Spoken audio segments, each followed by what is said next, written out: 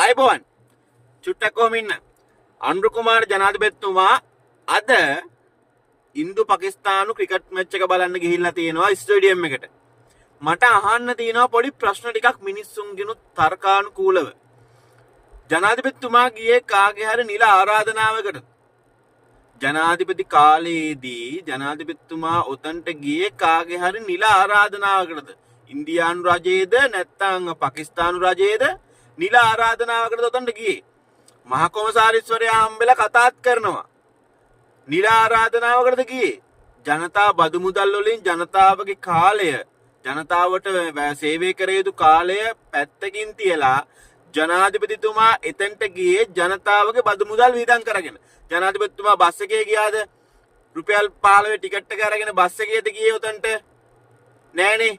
Petrol ටික ගහගත්ත සාක්කුවෙන් සල්ලි අරගෙන රුපියල් 1500 කට තෙල් ගැහුවද? නැහැනේ. ආහාර කෑම ගත්තා නම් ජනාධිපතිතුමා පාරේ බහලා රයිස් කඩේකින් රුපියල් 400 රයිස් එකක් කරන් කෑවද? නෑනේ. ආරක්ෂකයෝ කිසිම කෙනෙක් නැතුව එතනට ගියාද? නෑනේ.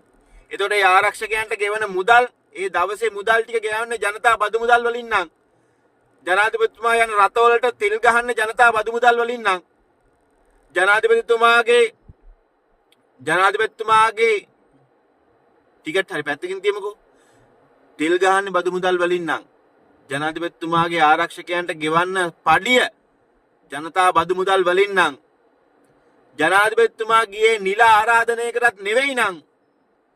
ජනාධිපතිතුමත් කරන්නේ ජනතා මුදල් අවභාවිතා කිරීමක් නෙවෙයිද? දිලීප පීරිස් අපේ මේ නීතිතුමා එහෙනම් තර්කානුකූලව රනිල් වික්‍රමසිංහ ගියේ එකත් වැඩක් නෑනේ ඔයගොල්ලෝ කරන දේ.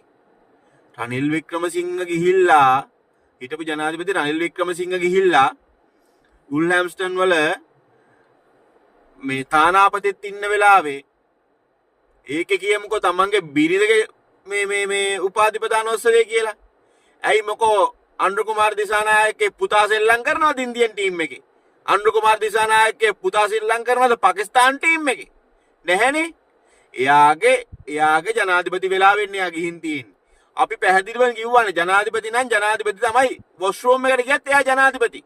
ඔයාලනේ කිව්වේ එහෙම නෑ කියලා. දැන් ඔයාලා ගිහිල්ලා තියෙනෙත් ඔය ජනාධිපති කියන පුද්ගලයා. දැන් ඕගොල්ලන්ගේ මේ අනුර කුමාර දිසානායක ජනාධිපති ගිහිල්ලා තියෙන ජනාධිපති දුර කාලේදීනේ. ඇයි shift off එක අස්සම් කළා ජනාධිපති ගියේ මැච් එක බලන්න. තර්ක නම් තර්ක. ඒක නිසා බොරු වැඩවලට කාලය යොදවලා මිනිස්සුන්ව නොමග යවන්න එපා. ප්‍රධාන වශයෙන් දිලීප පීරිස් නීතිතුමායි ශානිය අබේසේකර මහත්තයයි. යවල වැඩක් නැහැ. ඔතනම තර්කයේ බින්දිලා ඉවරයි. ලංකාවට ගියා ලංකාවේ බැලුවද ඉන්දියාවේ බැලුවද UK වල බැලුවද දාලා නැහැ. ජනතා බදු මුදල් රුපියලක් දිවෙදන් වෙන්නේ රුපියලත් වටිනාකම අගේ තියෙන රුපියලක්. තියනවානේ රුපියල ගහද්දි මෙම වළංගු කාසිය ලංකාවේ ඕනම මේ මුදලක් මේ ගෙවීමට මේ වළංගුයි කියලා. එහෙනම් ලංකාවෙන් ඩොලර්ස් එළියට ගියත් එකයි උල්හම්ස්ටන් ගිහලා ඔයගොල්ලෝ එක් කියන විදිහට 166ක් වියදම් කරත් එකයි ලංකාවේ ඉඳලා ඔයගොල්ලෝ ලක්ෂයක් වියදම් කරත් එකයි. වරද නම් වරද. අපිට කියන්න තියෙන්නේ ඒකත් එහෙනම් ජනතා බදු මුදල් අවභාවිතාවක් නම් මේකත් ලංකාවේ ඉඳන් කරේ මුදල් අවභාවිතාවක්.